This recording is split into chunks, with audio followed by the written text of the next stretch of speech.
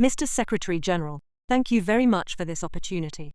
It's truly a historic moment for me as the first Azerbaijani journalist to interview the Secretary General of the United Nations. I would also like to mention that I am a former refugee from Karabakh, and the UN holds deep meaning for me. And again, I am very grateful for this moment. It's a great pleasure also to meet you in that capacity. Internally displaced from Karabakh. Exactly. Because during my time as a commissioner for refugees, I visited Azerbaijan many times, and I was supporting the government in its policy to support the people internally displaced from Nagorno-Karabakh and the regions around. And I could witness how much the government of Azerbaijan has invested in order for people like you to be able to have a life fully integrated in society and benefit from all the aspects of the development of the country. So I keep a very, very good memory of my visits and of my work with the government of Azerbaijan. Mr. Secretary General, this will be your first official visit to Azerbaijan as a UN Secretary General. Azerbaijan, a country in the Caucasus, is for the first time hosting the UN Climate Summit COP29. The Azerbaijani government has introduced 14 initiatives to enhance the summit's outcomes. These include calls for ceasefires in global conflicts, commitments to reduce methane emissions, and pledges to increase global energy storage. A key proposal is a new Climate Finance Action Fund aimed at raising $1 billion from fossil fuel producers to support developing nations. In just 10 months, Azerbaijan has shown great persistence and enthusiasm in preparing for COP29. This is our observation, and what is yours? How do you assess Azerbaijan's preparation for COP? What is your expectation from Azerbaijani government?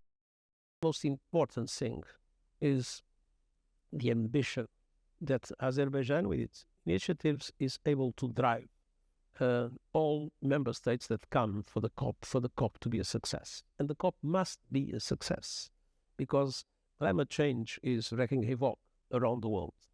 This year is very probably the hottest year. We had the hottest months, the hottest day. We are having droughts, we are having hurricanes, we are having floods that are devastating large parts of the world. And emissions that should be being reduced by 9% per year in order to keep in line with our objective of maintaining temperatures below 1.5 degrees level above pre-industrial levels. The truth is that emissions are still growing, and we are at risk of losing the 1.5 degrees. So we need ambition to change things, to reverse the course, and that is what is very important in Azerbaijan. And of course, let's not forget that Azerbaijan will be presenting its national determined contribution, its own action plan, and this will be a very important signal to the other countries to have a national determined contribution that is fully aligned with 1.5 degrees, that covers the whole economy, that covers all greenhouse gases, and that can be an example to tell other countries that you need to do the same. Mr. Secretary General, Azerbaijan is among the most mine-polluted countries in the world. Since the end of the conflict in 2020, more than 400 civilians and military personnel have been killed by mine explosion, including 2 of my colleagues, and more than 3,000 have been maimed. Armenia has failed to provide complete and accurate information about minefield locations, although supporting national mine action efforts remains a top UN priority in Azerbaijan. The UN has not informed the international community about UNDP's demining efforts in Karabakh. We often see the UN issuing statements on the landmine problem in Ukraine and other places in the world, but we don't see any similar condemnation or statements. I wonder why. But you are seeing action. It's very important you are seeing action. UNDP has been actively engaged in supporting the Azerbaijani government. Already 350,000 people have benefited of a joint effort of that to the mine.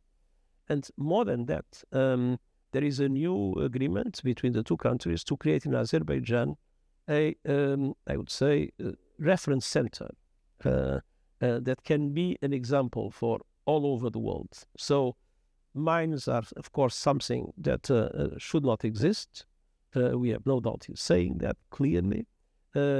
But we are fully supporting the government of Azerbaijan in order to allow for areas to be demined, because demination, the end of contamination, is essential for people to go back to their areas of origin and for the development process, for achieving the SDGs, for all the important projects that the government might have to the benefit of its population. After the liberation of Azerbaijan's historical lands from 30 years of Armenian occupation, Azerbaijan is actively working to build peace with Armenia, even though Armenia often violates agreements. Despite uncertainties over a finalized peace agreement, the Azerbaijani government has emphasized multiple times that COP29 will still be a COP of peace, thanks in no small part to the progress made in regional diplomacy. So, how do you assess the peace-building process between the two countries? Are you planning to visit the Karabakh region of Azerbaijan to see firsthand the impact of Armenia's war and the subsequent rebuilding process in the area? I'm not going to be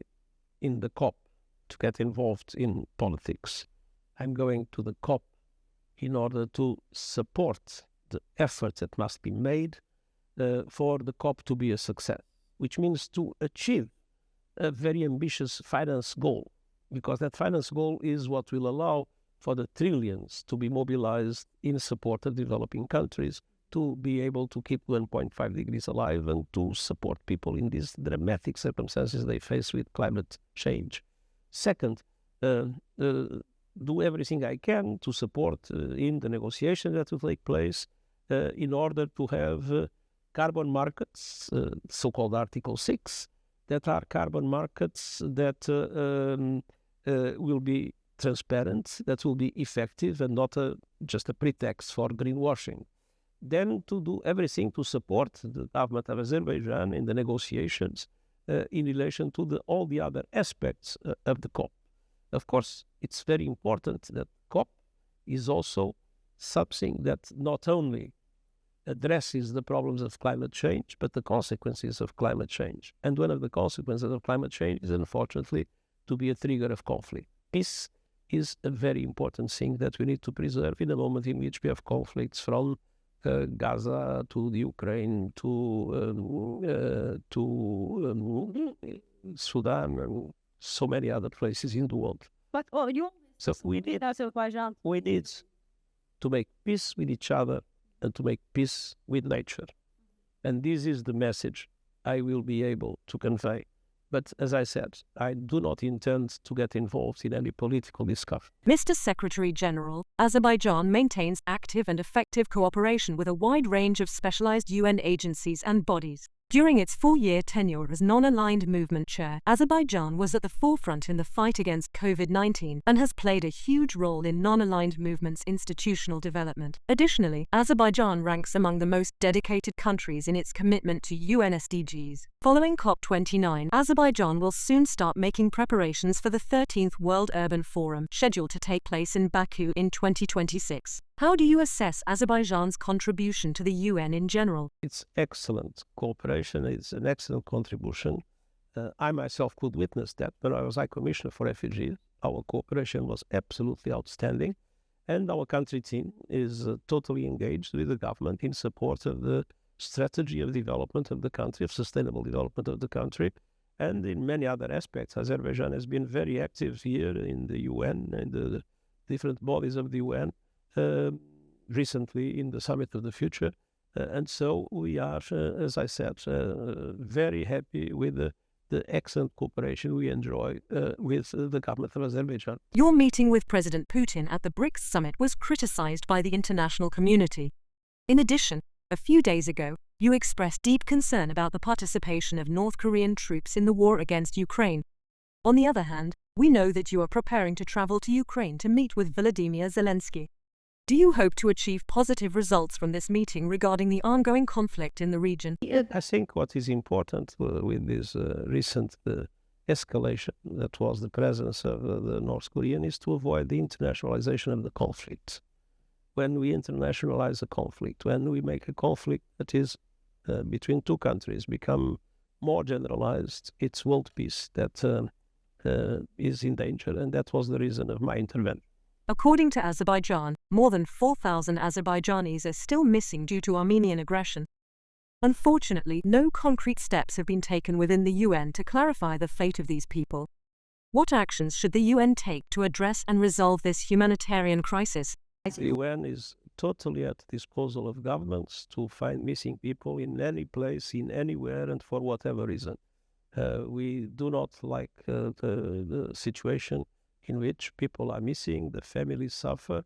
So we will do everything we can according to the possibilities of cooperation in this as in any other situation to cooperate in everything that is linked to finding missing people or knowing what has happened.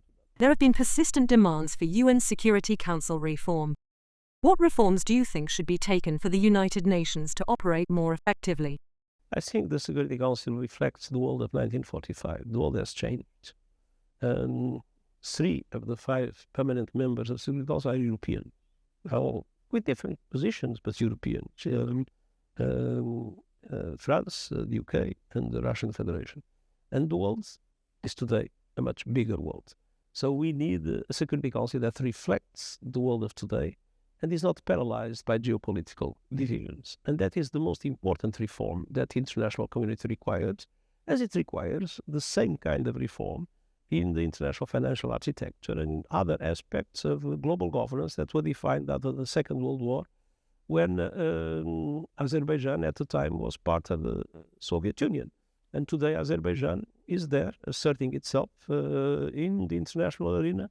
And so it's fair that we have a world that reflects the Azerbaijanis of this world that were not there when global governance was established.